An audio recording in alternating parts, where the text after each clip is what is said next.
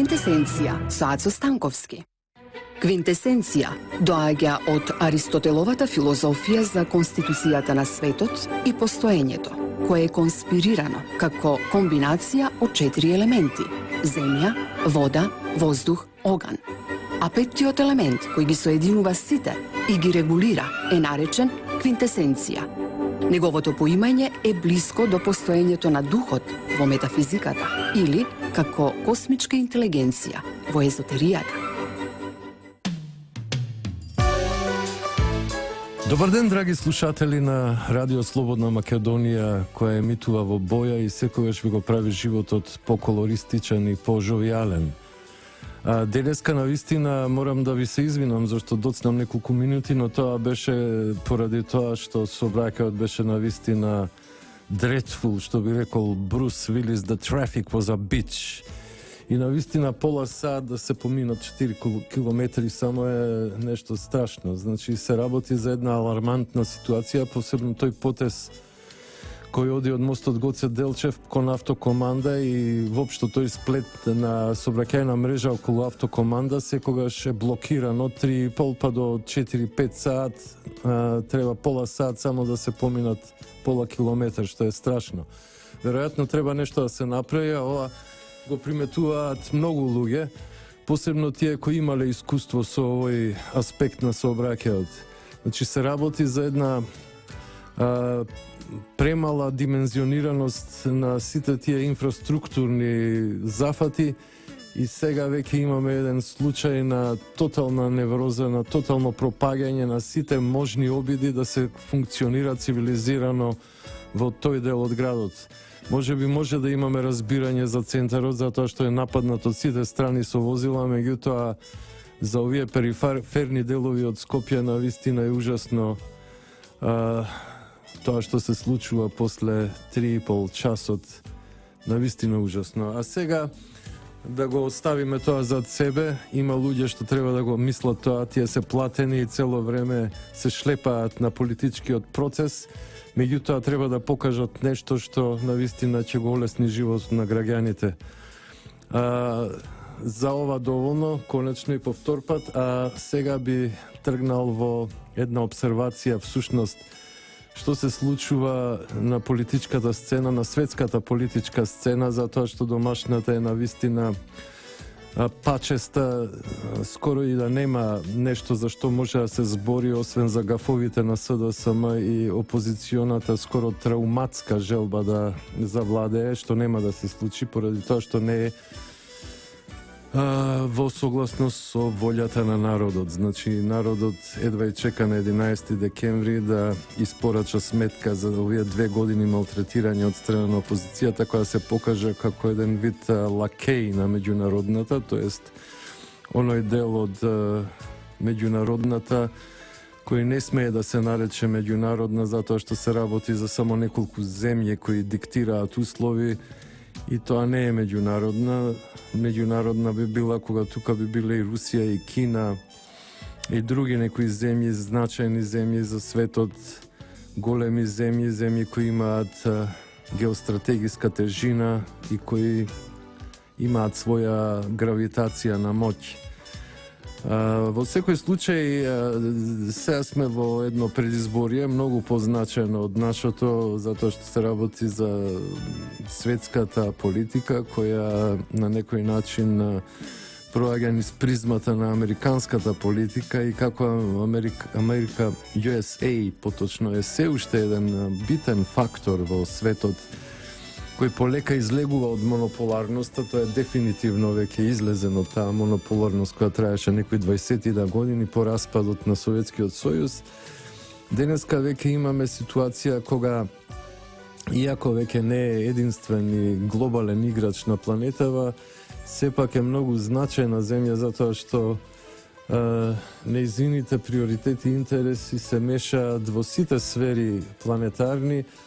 а посебно овој регион, значи Балканот или Западниот Балкан, каде што ние припаѓаме,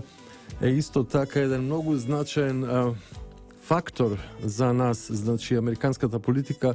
затоа што ние сме под влијание на таа американска политика и сега тука се кршат копјата токму помеѓу двата табора. Едниот кој го предводи Хилари Клинтон, која сушно се поддржана од лобито кој гравитира околу војно-индустријскиот комплекс и она што веќе е традиционална американска политика во последниве 3 децении, отколку Клинтонови се на политичката сцена, и не само тие, туку и дел од републиканците кои, како што гледаме, застанаат за Клинтонова, а застанаа поради тоа што, предпоставувам, се дел од истиот корпус на примачи на пари и заговорници на одредена концепција во американската внатрешна и надворешна политика, пред се надворешна политика, која е врзана со интервенционизми од различен тип, пред се интервенционизми од војно-милитаристички, од милитаристички аспекти, затоа нивните профити се едноставно големи, а нивната лукративност ги тера да се залепат, за оваа опција која едноставно ги диктира условите, а тоа се условите на војно-индустријскиот комплекс и на тајните служби. И на Wall Street исто така, крупниот капитал кој профитира од сите овие сделки во USA, додека интересот на народот е тука прилично занемарен. Од друга страна се појавува Доналд Трамп, кој, иако навидум хазардерски играч, кој потекнува од сферите на бизнисот, но и од индустријата за забава, сепак тој на некој начин воспостави една силна комуникација со работниот народ во Америка, пред се оние што се најмаргинализираните, оние што на некој начин се тотално разочарани од политиките на Обама, политики кои никако не успеа да воспостават и економски и политички поредок кој би бил драгоцен и кој би бил хармоничен или продуктивен, ако сакате. Но сепак довербата во него на крајот од баладава, кога треба да си замине, се зголеми. Тоа може да се толкува пред се како еден вид на сентиментализам поради одењето на црнецот кој беше председател, еден куриозитет кој Америка го направи за да на некој начин го амортизира црнечкото прашање, тоа е прашањето на афроамериканците кои се навистина ставени во очајна позиција, посебно онаа огромна маса од 30 на милиони афроамериканци или 12% од вкупната популација на USA, кои се набиени во гетата, каде што нема никаков прогрес, нити надеж, нити некој просперитет. Туку се работи за една внатрешна ендогена, ви рекол, колонизација на собствениот народ, кој е дискриминиран и деградиран по многу основи, како таков е усуден на еден ужасен, пауперизиран систем на постоење. Но не само тоа, туку сите оние аспекти кои одат заедно со тоа, како што е порастот на криминалот, кои иде заедно со порастот на сиромаштијата, безнадежноста, еден систем на едукација кој во ниеден случај не гарантира некаков успех или нешто што вреди, да речеме, во смисол на добивање на некакви знаења или проширување на свеста. И така овие мизерници, овие современи робови, кои се робови на еден суптилен начин, они се као формално слободни, меѓутоа се заробеници во еден мизерен, ужасен, дискриминирачки систем. Сите тие луѓе на некој начин се обидуваат да видат некоја светлост, но не можат поради предрасудите. Еве, во случајот на Трамп, само 3, сега можеби 5% од малцинствата, така наречени, се спремни да гласаат за него, додека другите по некоја инерција која произлегува од страутната пропаганда, од мајнд контролот, кој веќе со децении се подобрува и се усовршува во оваа до пред некоја година единствена суперсила, а сега веќе суперсила која се распаѓа по сите шавови, која едноставно влегува во својата морбидна фаза. Но како и да е, тука за кратко ќе завршиме за да појдат рекламите, а потоа ќе се осврнеме на најновиите моменти во американската политика, пред се во овој феномен на трката за председателската фотелја во USA. А сега слушајте малце реклами, драги слушатели.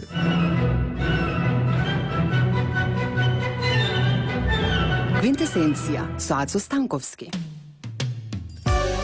Интересот за американските председателски избори е прилично голем насекаде во светот. Тоа покажа и овие првите два преноса, па дури на подпредседателите Пенс и Каин се покажа како многу интересна и скоро цел свет ги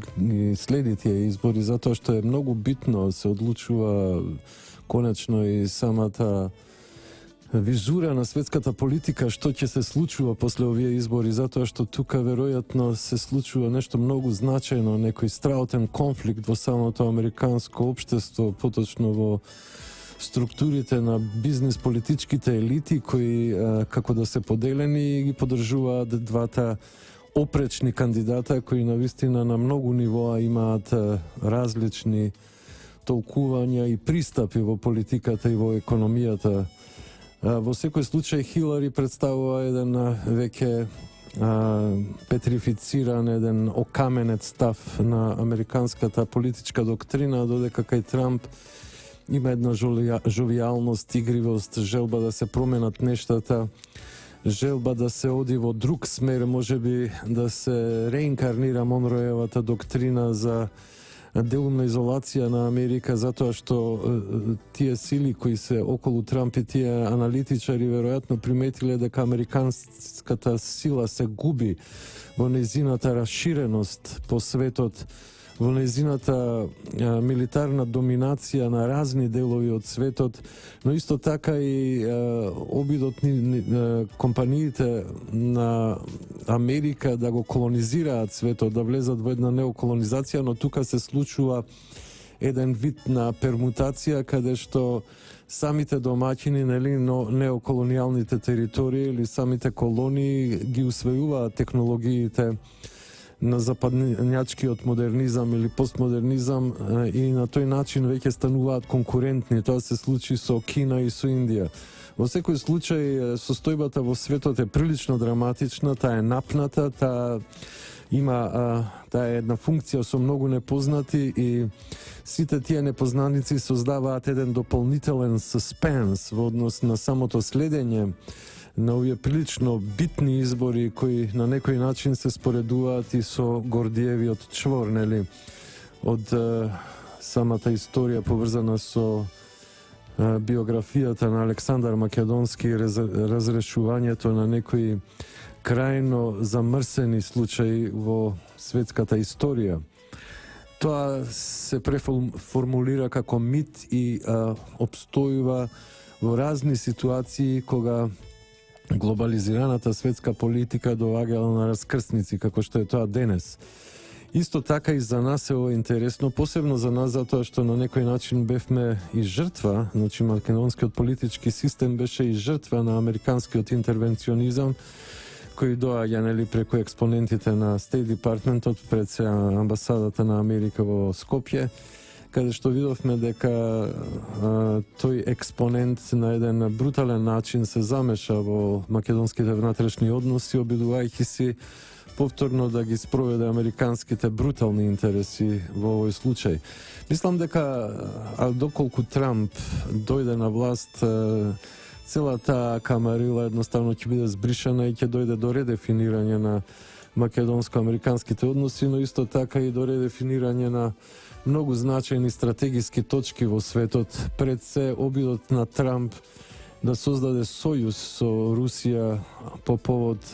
исламскиот екстремизам, олицетворен во делувањето и постоењето на ИСИС, за кој Трамп вика дека основачи се токму политиките на Обама и Хилари Клинтон. И тоа истото го повтори вчера на некој начин кога збореа за проблемот со Сирија на оваа многу значајна дебата која се одвиваше токму вчера во утринските часови по наше, а во вечерните по американско време. Дебата која беше многу значајна затоа што го врати Трамп на некој начин во игра која беше на некој начин обструирана, би рекол минирана од една скоро банална, би рекол, интервенција, но создадена од одредени decision makerски спинери и секако огромниот продемократски медиски комплекс, предводен од сега веќе дури и некои републикански медиуми кои се придружија на тој табор. Значи, треба да се анализира како една таква бенигна ситуација како што е Close Room Talking with Billy Bush, значи еден крајно бениген разговор,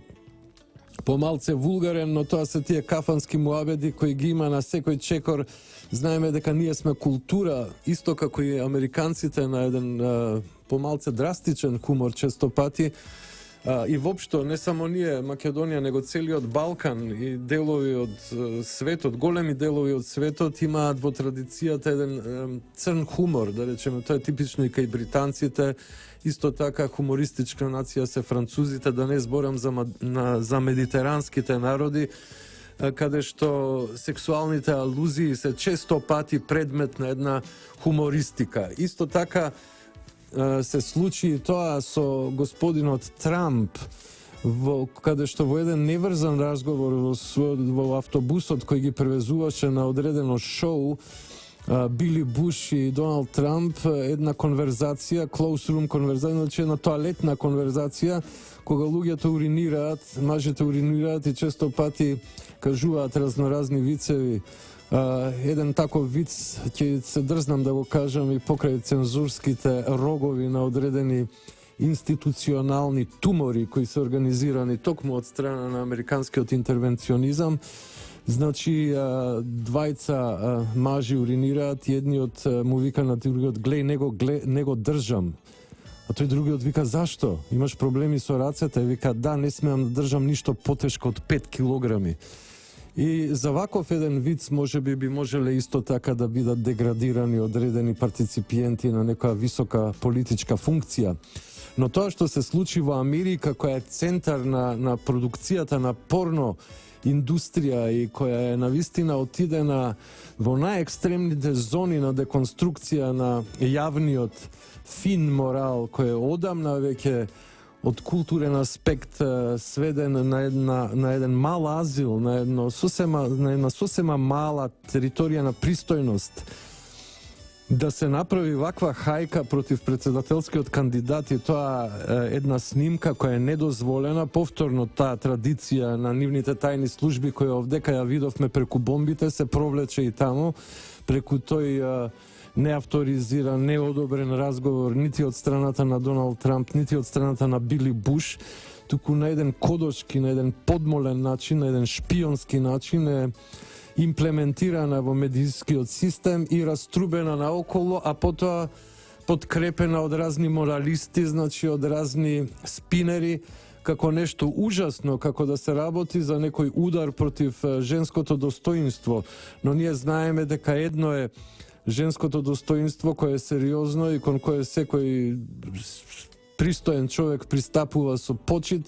а друго се овие неформални разговори каде што се имплементира некаков хумор, па дури и некаква фантазмагорија во смисол на тоа дека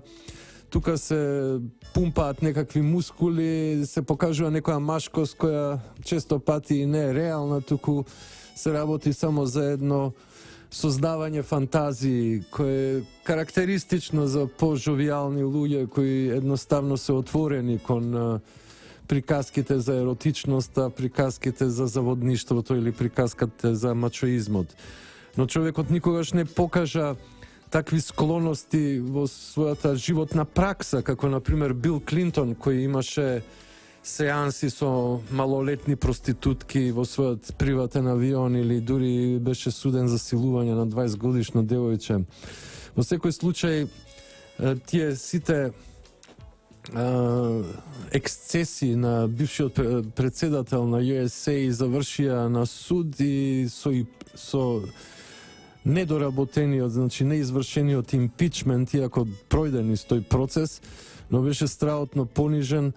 И тоа повторно беше тема на вчерашнината дебата помеѓу Доналд Трамп и Хилари Клинтон, каде што и самата Хилари била инволвирана во деградацијата, понижувањето и страотните напади врз сите тие заведени жени од страната на Бил Клинтон, кој едноставно беше незајажлив певац, што би рекле хрвати, тоест србите во своите хумористички екзалтации. Но тоа се приватни работи, меѓутоа да се создаде еден таков облак, еден морбиден облак од спинување врз база на еден така тенок морализам. Конечно таа снимка е направена пред 11 години и тогаш Доналд Трамп бил само бизнисмен и шоумен кој воопшто не немал амбиции за политика во тоа време, и тоа да се изнесува на јавна сцена, а потоа тоа да се прави политички капитал за другата страна, пред се за демократите, тоа е навистина ужасно и тука ја гледаме таа всушност необјективност на дел од американските медиуми, пред се предводени од CNN, која можем да ја споредам со некои домашни медиуми овдека кои вехементно навиваат и така се ориентирани. Ги видовме и двајцата водители, нели, таа жена и тој маж по име Андерсон Купер, кои навистина го прекинуваа Трамп и не му даваа ни секунда да збори подолго од што требаше да збори, додека Хиларија толерира, она понекогаш завоѓаше и по пола минута и по цела минута говорејќи, но се како и да е, беше навистина мизерна нејзината појава, да лета, например, на таа чудесна, да речеме, и грозоморна морализација која американските медиуми му ја организираа на Трамп и на некој начин го деградираа, дури доведувајќи го неговото понатамошно надпреварување со Хилари Клинтон како неосновано, сугерирајќи да се повлече од кампањата и да го стават неговиот заменик, Vice President Майк Пенс, за главен кандидат, тој за председателски кандидат. Но Трамп храбро не се откаже, иако во еден момент делуваше како да е сам против сите, нели, оној херојски, скоро митски аспект обработуван во многу уметнички дела, пред се од холивудската индустрија, на херојот сам против сите. Например, една таква приказка е приказката преточена во филм наречена Точно напладне, со Гери Купер во главната улога, каде што сите од градот се повлекуваат и го оставаат сам да се, нели, разрачуна со сите тие криминалци кои доваѓаат и го малтретираат градот. Тука секако негова партнерка е прекрасната Грейс Кели. Но како и да е, Трамп се одважи и мислам дека го спаси она што можеше да се спаси и за некое време сигурно дека ќе влезе повторно како силен конкурент во оваа трка. Мислам дека дури тие сондажи кои ги направи CNN и блиските до Трамп, пред се Washington Post, например, па и New York Times, кој се покажа како трабант на војно-индустријскиот комплекс, на некој начин мислам дека цела оваа офанзива ќе се распадне од неколку причини.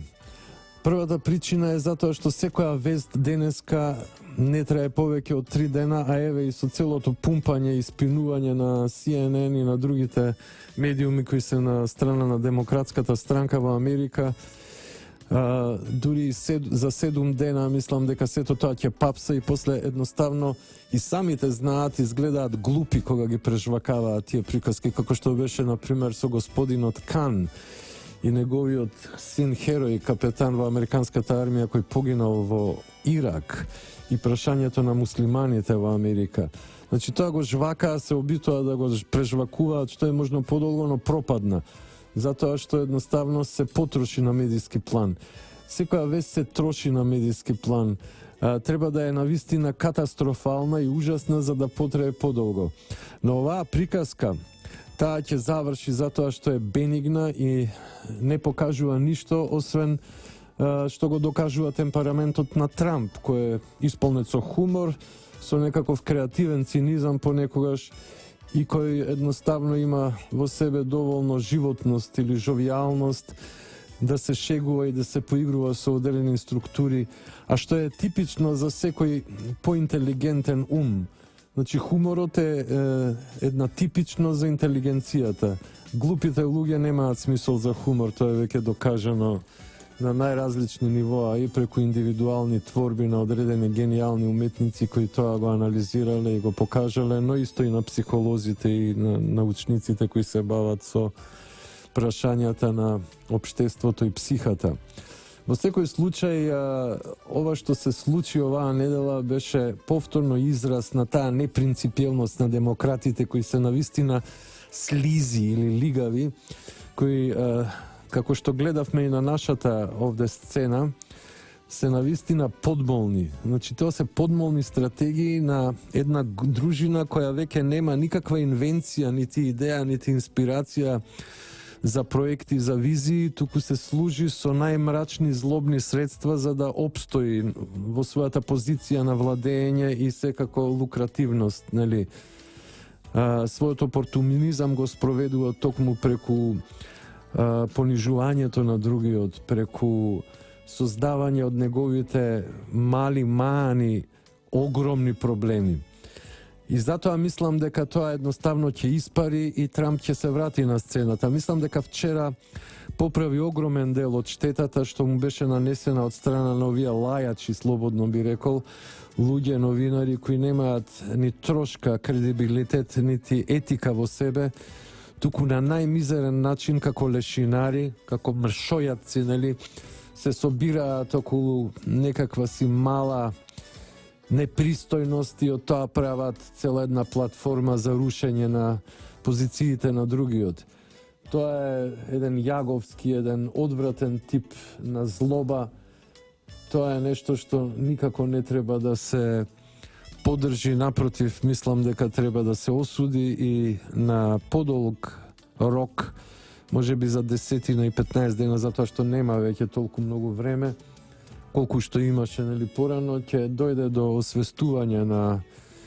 народот во Америка и они ќе сватат за што се работи. И така обично биваше сите овие месеци кога тие го напаѓаа господинот Доналд Трамп со одредени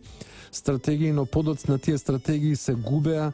затоа што беа истрошени медиски, а он се враќаше со поголема и поголема сила. Битно е што Трамп ја зачува базата. Народот во Америка сака промени. Тој ги носи тие промени, тој реално ги носи тие промени и неговата политика е радикално поинака од политиките на демократите, па и од политиките на корумпираните републиканци од страна на војно-индустријскиот комплекс кои требаа да прават војни, како што беше тоа во време на владењето на Джордж Буш Џуниор, кој беше обичен папет, иако беше симпатичен човек, но беше едноставно моделиран од страна на големите играчи зад сцената. Во секој случај, мислам дека вчера Трамп, иако нели имаше инсценирани и лажни сондажи каде што од нели корумпирани луѓе, каде што наводно Хилари победила, но се виде дека Хилари е папсана и нема одговори на други прашања, а нејзината цинична наснемка веќе станува одвратна за сите луѓе кои имаат трошка достоинство во себе. А сега реклами и се слушаме повторно за неколку минути.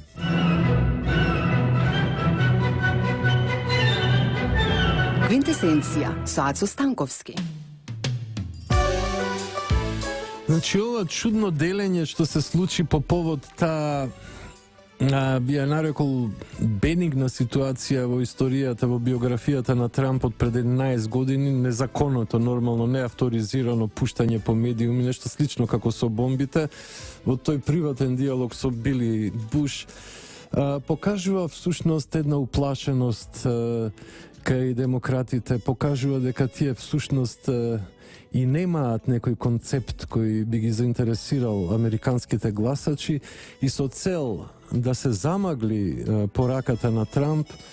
за тоа како би се спровели, какви би биле промените во американското општество, тие се обидуваат на вистина со спорадични ситуации, со некои недолични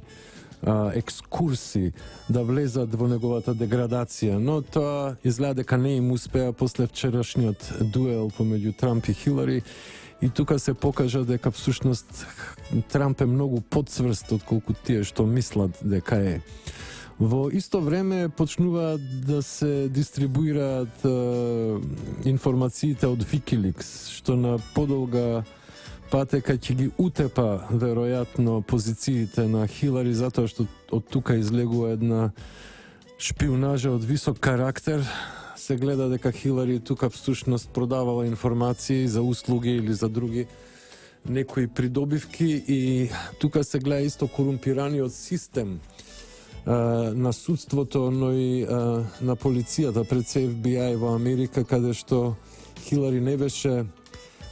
фер процесуирана, туку и беше прогледано низ прсти, и затоа што е она представник на елитата американска, пред се на политичката американска елита.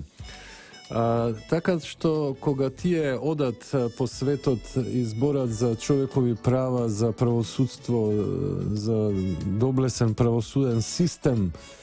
или кога зборат за одредени правилности, одредени аспекти на демократијата, на почитување на човекот како таков и животот, не гледаме ништо друго освен хипокризија, туку само една лажна аргументација за да се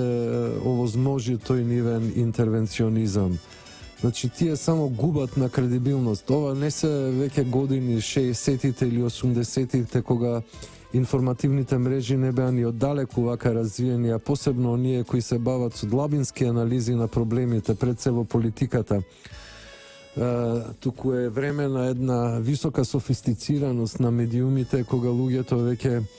полека, сигурно можат да добиваат извори на информации од разни медиуми кои идеолошки се спротивставени, да ги споредуваат тие информации, те да донесуваат собствени заклучоти за реалноста.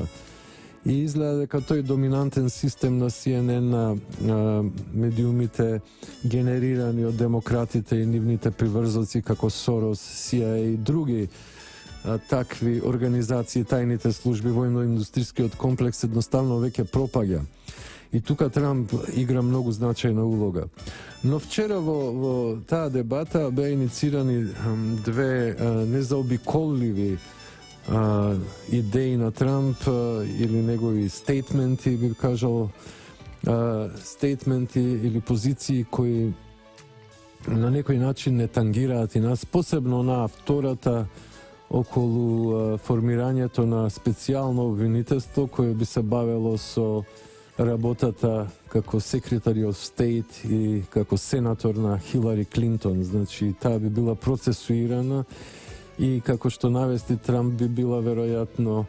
прогласена за виновна, осудена и ставена во затвор. Тоа самиот господин Доналд Трамп го искажа вчера на еден имплицитен и комунистички начин во последниот дел од неговото искажување, но недвосмислен.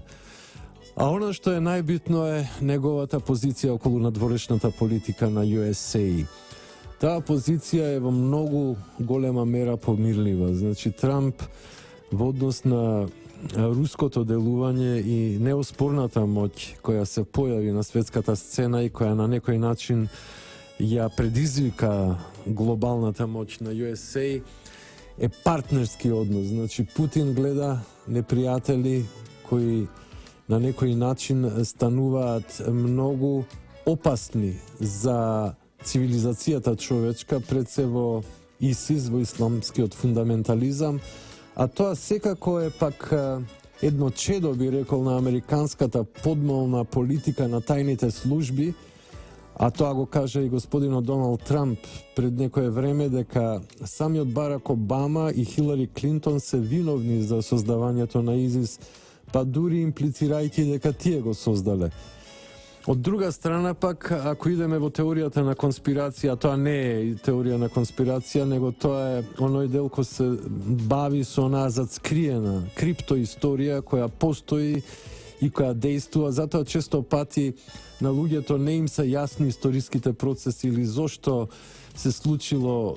некое премрежие во историјата на човештвото, а наводно не морало да се случи. А се случило. И било злокобно, нели, по огромни групации на луѓе. Тоа се тие тајни политики кои ја создаваат криптоисторијата, која на некој начин е тајна историја, која ја создале тајни политики, а резултатите се секако видливи, травматски за многу луѓе. Тоа се војните, разни интервенционизми, разни така наречени револуции, како што беа тие обоени револуции во Северна Африка и во дел од Блискиот Исток, кои всушност не ја овозможија стратегиска предност на USA, туку само ја искомпромитираа за одредено време. Но како и да е, Трамп заговара еден сојуз со Русија и создавање на една порелаксирана клима, поклопување на интересите и сузбивање на неоварваризмот кој го зафаќа целиот свет, а кој потекнува токму од тајните служби на USA.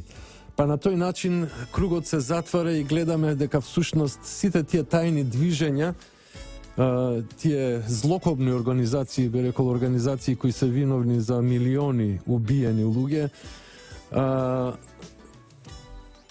се всушност дел од овие стратегии на моќниците од овој свет. Па затоа на некој начин Трамп ми делува и како еден вид Робин Худ кој се обидува да го победи системот. Секако зад него има други луѓе кои се во секој случај спремни за овие промени, затоа што животот изгледа во Америка станува неснослив. Тој не е толку неснослив колку што се чини на прв поглед, но во услови кога, што би рекле старите хебреи, да имаш па да немаш, нештата стануваат многу пофлагрантни. Значи, друго е вие да сте биле копук па да сте дошле на ова ниво на некое едвај преживување, а друго е да сте живееле во изобилие и одеднаш за 10 години станувате од виша средна класа, некаква сиромашна средна класа, нижа средна класа, па дури и нижа класа. Тоа се тие проблеми со кои Трамп се соочува, да не зборам за агресијата на Америка врз остатокот од светот со својот империализам и неоколониализам. Затоа тој има толку многу непријатели и затоа од такви баналитети како што беше Close Room Talk with Billy Bush направија неверојатна сензација, па дури дојде до откажување на републиканските првенци во однос на она што беше поддршка за Трамп. Всушност, може би се работи за исто лобисти на војно-индустријскиот комплекс и тајните служби и се тоа е може би еден вид на договор да се елиминира Трамп пред неговиот конечен можен успех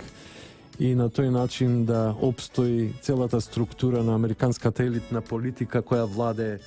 сега во овие времиња. Но мислам дека Господ е голем и дека сето тоа ќе дојде на свое место. Мислам дека Трамп се уште има енергија, има огин во себе и стим, а сега е па уште помотивиран за сето тоа да го истера до крај. Ова беше, драги слушатели, квинтесенција со Ацо Станковски, Трговско радио, дифузно друштво Радио Слободна Македонија, уредник и водител на емисијата Ацо Станковски. Денеска мој технички соработник беше Далибор Зафировски, а сега, драги слушатели, ве препуштам на биднината и бидете ми поздравени. Се најубаво до нашето следно слушање. Ве поздравувам и пријатно.